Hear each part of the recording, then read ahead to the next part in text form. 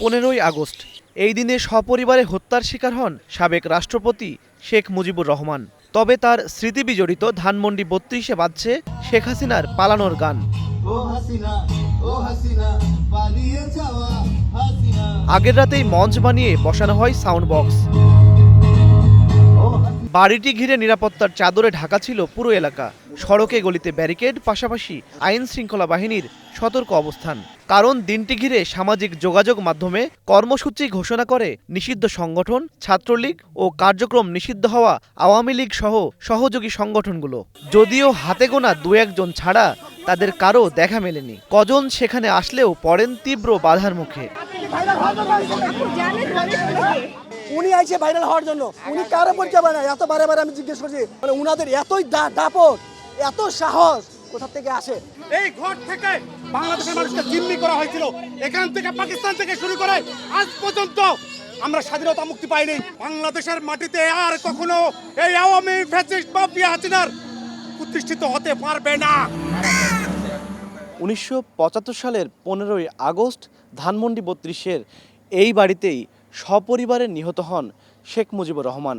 বিগত আওয়ামী লীগ সরকারের সময়ে এই দিনটিকে ঘিরে এই বাড়িতেই ব্যাপক জনসমাগম ঘটলেও আওয়ামী লীগ সরকারের পতন এবং শেখ হাসিনার ভারতে পালিয়ে যাওয়ার পর এখানে তেমন কোনো আয়োজন ছিল না। এবছরও 15ই আগস্টকে ঘিরে ধানমন্ডি ৩২-এর এই বাড়িতে এখনও পর্যন্ত কোনো আওয়ামী লীগ নেতাকর্মীর উপস্থিতি নজরে আসেনি।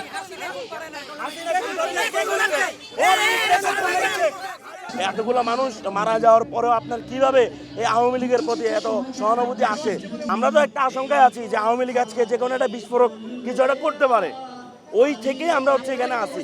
পুলিশ বলছেন আওয়ামী লীগের কার্যক্রম নিষিদ্ধ থাকায় অপ্রীতিকর ঘটনা এড়াতে সব ধরনের পদক্ষেপ নেওয়া হয়েছে। নিরাপত্তা নিশ্চিত করতে পুলিশের পাশাপাশি ধানমন্ডি ৩২-এ মোতায়েন করা হয় বিজিবি সদস্যদের। যেহেতু গতকালকে বিপুল জনসমাগম ছিল, এই জন্য একটু আমরা বাড়তি কিছু ফোর্স মোতায়েন করেছি। এখনো পর্যন্ত আমাদের কাছে কোনো অপ্রীতিকর কোনো ঘটনার সংবাদ নাই।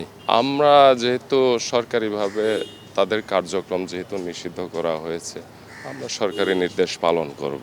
বাংলাদেশের ইতিহাসে ধানমন্ডি ৩২ আলোচিত এই বাড়িটি ঘিরে বঙ্গবন্ধুর বাড়ি নামে পরিচিত, যা ছিল একসময় দর্শনীয় স্থান ও জাদুঘর। জুলাই গণহত্যার পর ছাত্র জনতার আক্রোশে বাড়িটি এখন ভস্মীভূত। ছাত্র জনতা বলছেন এই স্থাপনা থেকেই শিক্ষানিক দেশের রাজনীতিকরা। ইমন মাহমুদ, স্টার নিউজ, ঢাকা।